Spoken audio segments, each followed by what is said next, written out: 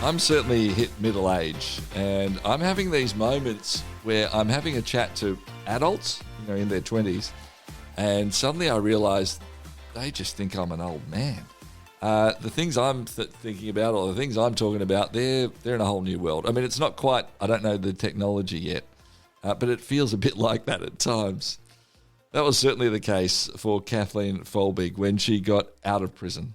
I know that she's talked about the fact that what was one of the big differences? Well, when she went into prison, there was technically mobile phones, but there was no such thing as a smartphone. One of the things she's noticed is she's come out of prison after 20 years. Everybody's looking down the whole time at their smartphone. That's just a reflection of the change of society. But the remarkable, incredible thing is that she's had to change as well. She was once labelled as the worst female serial killer in Australia. And the reason, she'd killed 4 of her children. That's what the court said. That's what was decided, and she went to prison for 20 years. But 20 years later, everything was re-looked at, and she was pardoned and then fully exonerated of those crimes. It was only a few years ago this occurred. She's only been out since 2023. It's wonderful to be able to have a chat with her today about her experiences, about the heartache, about the betrayal, and what she has learnt from this time, and the time that has been taken from her, which she can't ever get back in the same way. Kathleen Folbigg is my guest on Towards Understanding. I would ask that you rate, review, share this program, follow it. It helps us get it out to more people. That's our heart of this, is to get it to as many people as we can. Let's have a chat with Kathleen. G'day, Kathleen. Hello, Clayton. How are you?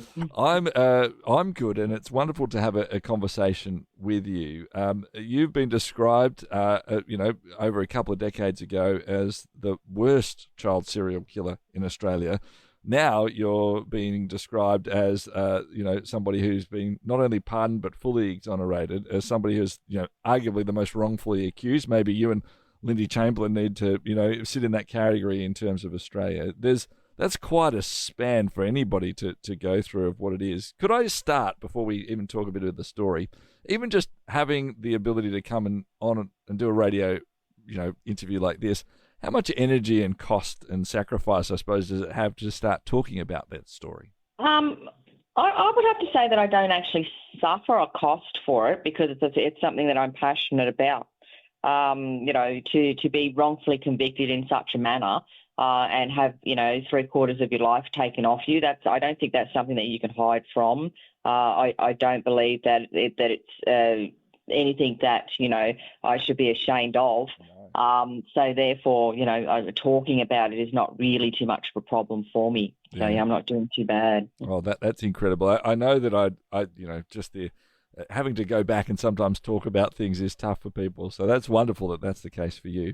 Can we start by just talking a little bit about your wonderful kids, who sadly all died very young, and all had different reasons for why that was. And again, that was what then sort of led to this sort of understanding from some, and then obviously through the court system, that you actually killed them. Could you just talk to us as we, you reflect, I suppose, how much do you think about your kids every day, obviously, but what is the reflection now? Because there's also, because of the terrible injustice that occurred to you, there's sort of, I suppose, a different aspect of how you might look back at those moments. I cherish the moments when I think about my kids. I hold their memories very close to me. Those who know me know that I do that.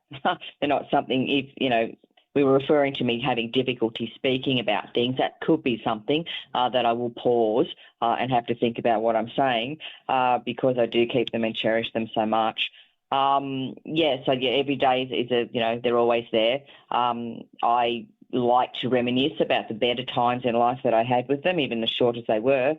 Unfortunately, with Caleb, 19 days isn't long enough other than the bonding that you do get as a mother. There are certain little memories of him that I do hang on to, but, sadly not very many of them because of his age, literally. With Patrick, it was such a tumultuous time because he was so ill and sick, and having to, go along to hospitals and look after him. I also had a marriage that was a bit tense and stressed at the time. All the other things that go along with that. Sarah was the light of my life. She was just cheeky as, so she was, quite the shock sort of thing when she passed. And Laura was, I guess you could say she was the one that, my husband and I pinned most of our hopes on, that we were going to succeed and have a family. And because she made it past the age of one, we suffered greatly when we lost her. And both of us suffered in different ways and in the end destroyed our marriage. I said, so that's not something I like to dwell on with her. I like to dwell on the little person that she was becoming at the time. Yeah. And she was also my very first more experience of being a mother. Because, I went through the baby stage, went through the toddler stage, and she was becoming her own little person. So that was, she was older. I actually refer to her as my youngest one. I said because, she was last, but she was, the one that lasted and survived the longest. So, yeah. Yeah. I think most people can't possibly fathom the pain and the trauma of going through losing a child, let alone then 4 children, and then obviously being wrongfully accused as well. We're going to spend a bit of time talking about that. But first, I also want to just talk about this fact that you've written it into this book, Inside Out, and you sort of the byline is an incredible friendship and a fight for justice, because it's actually you and Tracy, who is, as you describe in the book, hero number one, the person who believed in you the most, who fought the most for you on the outside, and ultimately was the one that was able to, muster the support around in different ways to get you out of prison. Could you talk to us about what the experience was like of writing this book together, having gone through so much together? It was really the decision to write the book for me wasn't very hard. You got people who often would say to me, you should write a book about this. I said, so the decision was sort of fairly easy to actually write the book. Surprisingly enough, Tracy and I weren't actually together when we wrote the book. I ended up down here in Australia and wrote in Newcastle, and wrote 3/4 of it while I was here, and then she was on her farm up in Coffs Harbour. I said so, but constant contact. We managed to write it successfully, and of course with the great help of the editors that we did have helping us, along the way. Being novice at writing books, sort of thing. It's quite an eye-opening experience when you actually have to deal with publishing and do all those things that are, connected with writing a book. I don't think that, I would have not written a book. I think sooner or later I would have written a book. But it's been a great experience, writing it alongside her, sort of thing, and having her be included in that process, and both of us, bouncing off each other. And I think it's been quite a success. I think the book has done extremely well. Yeah. So, yeah.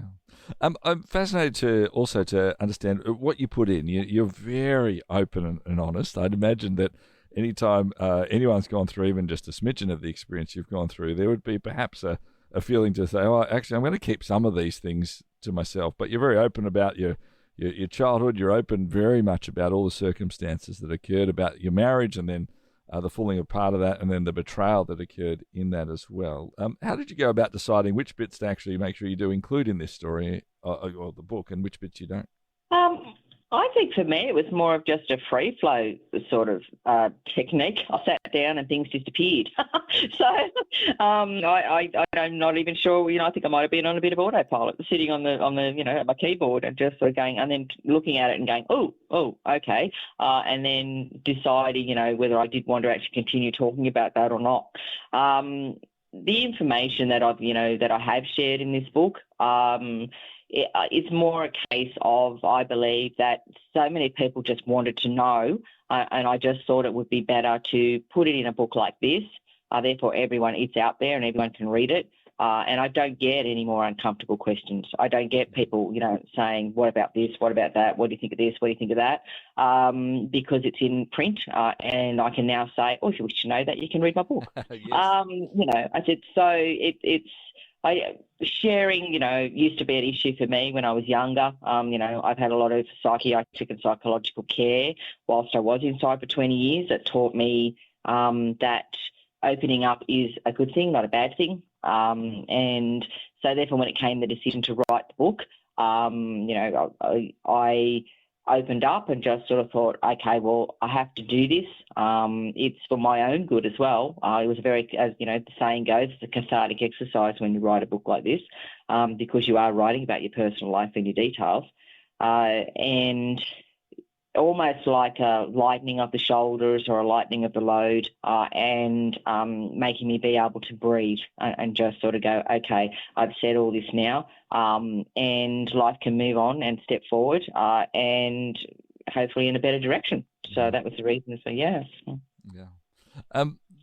The loss of your children is obviously the biggest loss that you faced, but what would you say from your time in prison and being wrongly accused, as you said, a couple of decades in prison, and also all of this, this absolute vile and hatred towards you of saying that you would dare to kill your kids. What is the biggest thing that you lost that you don't think you can get back from that 20 years? Innocence. The naivety that most people can walk around in life with. We all, I believe, and I did, walk around in a bubble of your own life. You don't tend to look too much outside of your own life. And you believe that, the systems that we have in place in our society are there and they work. You trust in them. And I think I lost a great deal of innocence and a great deal of the naivety that I ran around in this world viewing, through my glasses through. To try to prevent myself from becoming just bitter and a pessimist and suspicious and paranoid and all the rest of the things that can go with this sort of something like this happening to you, that's a battle. You sort of got to keep I've got to keep reminding myself that no, Kath, you were 34, 35 before all this happened. You had a life. You were a decent human being when you went in. You're a decent human being now. So these are just little things that I constantly remind myself of every day, so that I don't just pessimistically look at someone and just sort of go, well, you're just an awful person, and not want to get to know that person. Or, I hang on to things like, I prefer to not go judging people at all in anything that they're doing in life. It's their own decisions in which way their path go, the same as mine sort of went. My path certainly went to a forest that took me 20 years to get back out of. But, it's the experiences that I had inside taught me that, human beings aren't perfect. Human beings make mistakes. Human beings can get themselves into some awkward predicaments. And it's how you get out of them, and for me, how you handle yourself once you're out of them, and the person that you end up becoming by the end of it all. So yeah, for me, that the constant reminder that it's okay. I can open up. I can be vulnerable. I can be the person that I am, and there's nothing wrong with it. It was the big lesson. So yeah. Yeah, I think it's quite remarkable that you take those positives in inverted commas from what that was as well. And it is interesting you talked about that loss of innocence. As I read the book, that is, I think when we got to that the chapter when you described the moment when suddenly you were being arrested, and like that is exactly how that's what I was experiencing as I was reading your book. Right, the fact that you're like, oh well, someone will work out that this is ridiculous eventually, and just let me go. This will happen tonight. Oh, this will happen tomorrow. Oh, this will happen. The next thing it's 20 years, and then finally, it is understood. Can we zoom to that point as well? And obviously, it's in the book, so we can't cover all of it. But just for somebody who may not know, what's the best ability to summarize, I suppose, of what was the evidence and how did it get collected that actually proved that actually this wasn't what you had done, which had been said 20 years earlier and got you released? It sort of wasn't really a collection of evidence. My whole case was totally circumstantial. There was no evidence of any sort.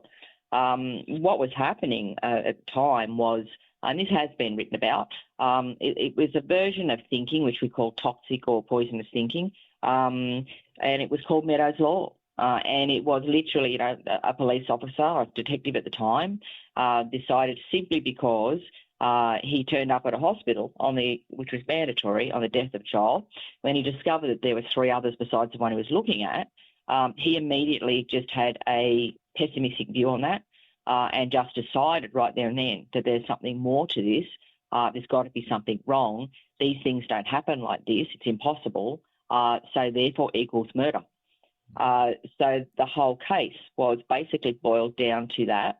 And then the collecting of any so-called evidence after that was biased in its nature and was designed to fit that thinking and right up to even pathologists that were dealing with autopsies on Laura. Where, the detective was there pretty much saying, can you give me something here that fits this? I said, because I believe that she's guilty of doing something here because this stuff doesn't happen. So this is the thinking that we were fighting from the very beginning. And I have to say, sadly, it's still around even to this day. We still suffer the whole, if something's rare, then it must be impossible thinking. And even though I've proven that that's not the case, rare stuff happens that can be tragic, that thinking, unfortunately, is still out there. And it's, I don't know whether it's just an automatic human go-to. If you don't believe something's real, then there must be another reason, and it's usually a bad one. But, yeah, that's how, my case unfolded. That's how any evidence gathering was done. It was all about then character assassination and, finding anything and everything that said I was a bad mother, even though everyone was saying the opposite. Delving into the marriage and then, the husband doing what he did, which was hand over personal journals and diaries, pretty much slammed the door on it, sealed it up, and it took me 20 years to unstick that lid. I said, so it was a long, it took 2.5 years, almost 3 years just to get me into the court to get me tried and convicted. So it wasn't, smooth sailing for this detective in any way. He was advised at one point to, by the DPP, you don't really have anything here. We're suggesting that you take it to an inquiry, and that was ignored. So there were certain, lapses in judgment and certain ignoring of, instructions, and all because, one person decided that something wasn't making sense here, so let's make sense out of it, and therefore tried to cram me into all these boxes that, I wasn't fitting, but he managed to shove me in anyway. I said, so, and not just him, of course, you have every court appearance I had after that, there were decisions made that, then it was protect that decision, which unfortunately is the justice system in this country. They don't like to admit that decisions might be incorrect. They don't like to think they might have made an error in any way. And we were fighting that all the way as well. That's why it took 2 decades to get anywhere with this, because of thinking that wouldn't budge, stubbornness, and a system that has its flaws but just didn't seem to want to admit that there was a giant flaw here that they needed looking into. My guest is Kathleen Folbigg. She's the author of the book Inside Out. It is her story. She wrote this book with her friend Tracy Chapman, who spent many, many years advocating for her to get her out of this situation. We're going to be back with Kathleen in just a moment time as we continue exploring this story and the repercussions for her and indeed for society as well. That's on the way next here on Towards Understanding. Share your brand, your event, your message across 90 Christian radio stations and major cities in Australia and New Zealand by sponsoring Towards Understanding, hosted by Clayton Bielen. More than 210,000 people tune into Towards Understanding each week, and with just one sponsorship, you'll reach this immense engaged audience. Find out more about this exciting and unique opportunity now on the sponsorship page at positivemedia.com.au. My guest is Kathleen Folbigg. She is the author of the book Inside Out. It's her journey and her story of being wrongly accused of the murder of her 4 children and then being sent to prison for 20 years until eventually being not only pardoned but then fully exonerated as well. And I know that was an important part for you too, Kathleen, not to just be released from prison, but then have officially that decisions squashed as well. But I also know that there's still a fight even for compensation. In the last year or so, I think the New South Wales government has offered $2 million, which originally sort of sounds quite a large amount. But when you think about all the time that you've got, you can't find jobs in the same way. There's no super, these sorts of things. It's quite small compared to other compensation claims. So the fight continues still in a way. I'm actually going to correct you guys on that. I said I was going to keep on fighting for that, and I own my error in this because, unfortunately, I had to accept that $2 million This is also something else that I'm now going to be fighting for with the CCRC, which is the Criminal Case Review Commission, that we're now all starting to get together and try to get enacted federally, because this is one of the aspects of how it's made just so difficult for people who do, a long time in prison. I basically feel like I, was pretty much forced to accept that figure because there was no arguing, no room for negotiation, no transparency, no talking about it, no anything. It was basically, yes, here you are. Here's an escratia payment, which is a moral obligated payment that the government gives a person for wrongful prison, incarceration. It was worked out to around $100,000 or something or other for every day that I spent inside. Of course, we've had no clarification that that's how they even got to the figure, and that is something that we're still waiting to this day to hear. How did you get that figure? To begin with, considering yes that there are other people that were given money much higher than that for shorter terms in prison. But basically, it was made impossible for me to go any further. I said because the premise is at the time in the 1990s and 2000s, things were done in procedure and policy-wise that was supposed to have been done, so there was no malicious prosecution in any way. And unfortunately, when you go to try and get compensation in these matters, it is literally a case of having to sue the government for malicious prosecution. You can't do it any other way. To state that there isn't any pretty much says don't even bother trying because you won't win it. I said, so, and there have been, example, Gordon Woods is a big example where he actually attempted to do this and do compensation and do it by a malicious prosecution. He had the same prosecutor and everybody that I did and yet failed, and it cost the man dearly because there was no winning it. Unfortunately, New South Wales does not have a good track record when it comes to paying cases, or amounts in this figure in a compensation levy way.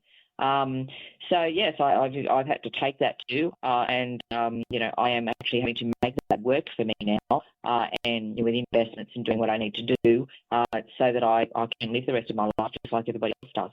I said so. No, it didn't go how we planned. Everyone was always saying, keep fighting, keep fighting. It may one day happen, if I can get and assist in getting a criminal case review brought up.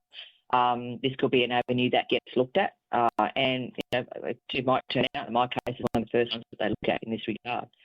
So something still could happen, but as to openly fighting for it now, unfortunately, I've had to drop that and put it off to one side for now, and try to live my life as best as I can. Yeah, fair enough too. Fair enough. We mentioned a little earlier on in our conversation as well that part of what occurred and was the fact that your husband at the time had given diaries over, which was you just pouring your heart out of what it was after losing children and in that terrible situation. And obviously a diary is designed to just be pouring things out, and it was all sort of twisted and used against you in that way. Was there any and that sort of, and as you talk about in the book, that was sort of really the key things that were sort of convincing people in a sense in that regards in those moments. Was there ever a thought as you wrote this book, and it sort of became almost like a public diary in a sense, that you were worried that people might misuse this in any way? I think by the time I wrote this book, I was pretty much thinking, make what you will of it. Yeah, gotcha. Having your journals destroyed and demonised the way they were, there's not much left. I said, so those who want to take this book and then try and find needy things or things that they think might, help them think in the other direction, then that's a very big effort you're going to be putting in. I just sort of think, if people read things and have their own minds and make up their own, have their own opinions, and I'm not anyone that's going to stand there and say they can't. I said, so as far as I'm concerned, this book is full of, information about me just that nobody really knew and nobody knows, because to shed light on the normal person that I was and how such a normal person can just get themselves into such a bad situation. Yeah. So that's one of the reasons why the book was written, to hopefully have people sit there and go, well, geez, like if anyone had read my thoughts I wrote that summer, I could have ended up in the same predicament. I said, so if people want to take things negative, they take it negative. I'm not a that I get overly concerned with that anymore. It's not that I don't care about what people think, of course, everybody does, but I just don't spend my days anymore worrying about whether someone likes it or not. Yeah. Kathleen, one of the things that, this is a radio program that goes around on a whole host of various Christian radio stations around the country, and you're quite open and honest in the book as well about a couple of moments throughout it where you just reference an engagement with church or your thoughts about God, and one point I think you're like, the way people just flippantly gave you answers around your children when they had passed away. Oh, well, they're better off now, or might be better, whatever, those sorts of things. You're like, I hate God, I hate the church, I'm not getting anything involved. And yet there was also a couple in Hilton and Joyce Harmer, who actually about 15 plus years ago, I interviewed Joyce on this program as well, actually. Oh, lovely. But they were people who were very part of the Salvation Army, were very, very, supportive of you, and you certainly cherished during that time. From a faith perspective, how do you reconcile or understand your space from any spirituality or faith or God aspect of your life? That's a very serious question, Clayton. I think I was brought up and raised in a Christian belief. I went to Baptist, I went to Girl Guides, I went to all of that sort of stuff. There was Easter, there was praying before dinner, there was all that sort of stuff. So at the core, it's still there. I don't, I think because I've just had so much tragedy happen in my life, I don't have such a blind faith, that some people can have. I've read the Bible, don't get me wrong. So it's sort of still there. I'm just not an active participant in it. I wouldn't say I'm atheist. I'm not on any of the rest. I think I'm sort of still in limbo in regards to how far my faith will actually go. So unfortunately, though, it means that anyone who knocks on the door and attempts to give me the Watch magazine or whatever, unfortunately, just gets. I'm terribly sorry, but can you leave now? Yes. I said so, and it's no fault of their own whatsoever. So I had a grandmother who was Jehovah's Witness, so very highly, spiritual, and everything was the Bible, and there was often quotes in that used throughout my life. But I just think with the deaths of children in particular, because it happened in in only a 10-year span, I started to have quite a few doubts as to my depth of faith and just how far I would take it. Yeah. Thank you for your honesty, Kathleen. I appreciate you answering. Could I also ask again, any time you're allowed to say, I don't want to answer these questions. I'm fascinated by that one detective who was like, right, I'm going after this woman, and the place and how you have to hold yourself now. Like I would imagine if I'm in that situation, there's probably a lot of bitterness, anger, hate, like there's those aspects.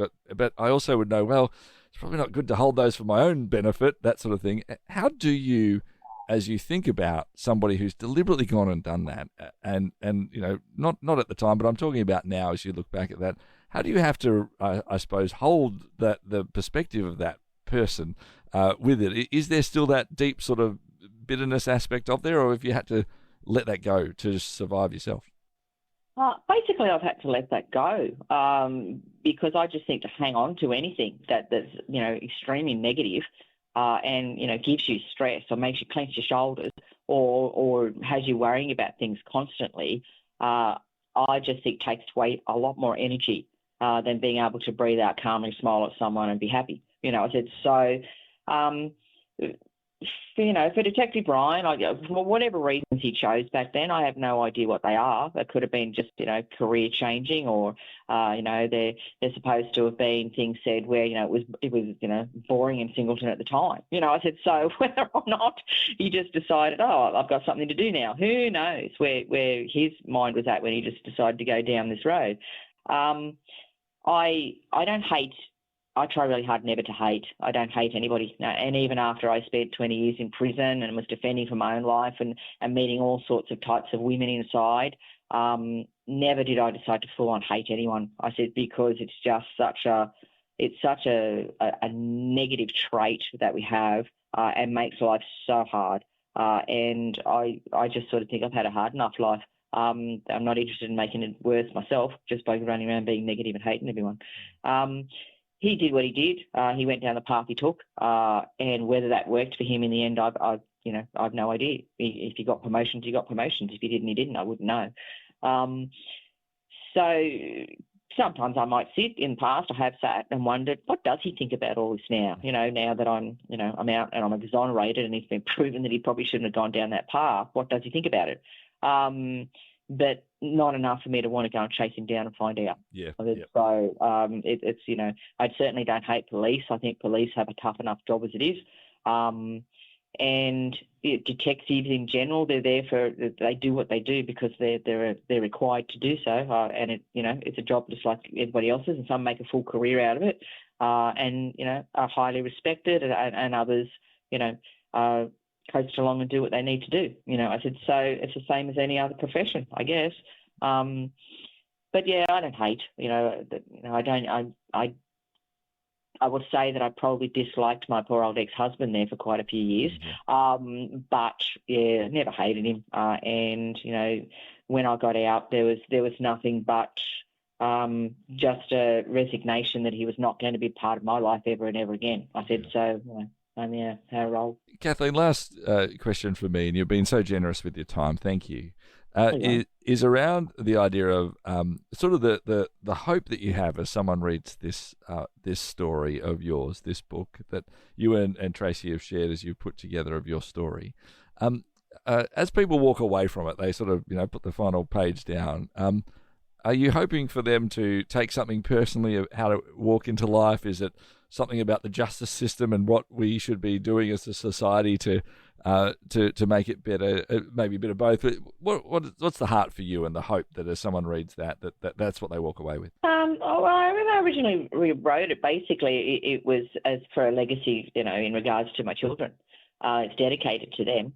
But then secondly, of course, it was to expose, the issues that you can have when trying to fight for your innocence and you're innocent inside a system that says you're not. I said so, and then thirdly, it was, we don't want this, or I don't want this to ever happen to another, parent ever again, be it male, female, or anything. It doesn't really matter, mum, dad, or whatever you wish to do. It's just, I didn't want people walking away from it being scared that they can't be parents, or they can't express themselves, or they can't have opinions, and they can't, I'm never saying ever don't write in a journal. I'm just simply saying I won't be writing in another journal. I said, so there's lots of little messages that I believe that, I sort of wanted to come out from this book. The friendship was one. If you've got loved ones in your life and people who care about you as much as the ones that cared about me, and that there are quite a few of them, I wouldn't have survived this ordeal the way I have, and I certainly wouldn't have reached the other side. I said, so as I said, I dedicated that Tracy was the hero of the hour, so to speak. She provided the scaffolding for everyone else to hang on to a and I was inside that scaffolding. I said, so to have friends in your life that do that for you, you need to hang on to them, and you need to try to realise just how good you've got it in life when you have people that love you like that, family, friends, or otherwise. I said, so, and, of course, life moves on and the cycle keeps going, and everyone does their thing. Tracy's dedication in the book, if you listen to it on the audio, is it helps get my agency back, to make the decisions in life that I want to make, because that's a right that we all have, but a lot of us just don't walk around acknowledging it. I said, because we forget, it's just a standard thing. Many a reason as to why the book was done, and the little messages that are sent out. One of the major basic ones for me is that there are good people in the world. My experience in prison, I fought for quite a long time to make sure that I didn't go down the road where everyone's just not a nice person. And to have all the people in my life that I have met and all the friends that I've met and made and the extended families that I've got left, right and centre around the place now helped provide me with the beautiful picture that there are some amazing, gorgeous people in the world. And some of them do some amazing and fantastic things. Kathleen, thank you for your time. We wish you all the best with this book, Inside Out, and that indeed those things that you just mentioned, people will certainly take from it as they read your story and read what you have shared. And we thank you so much for joining us on Towards Understanding. No problem. Thank you, Clayton. The author of the book, Inside Out, Kathleen Folbigg, my guest on Towards Understanding.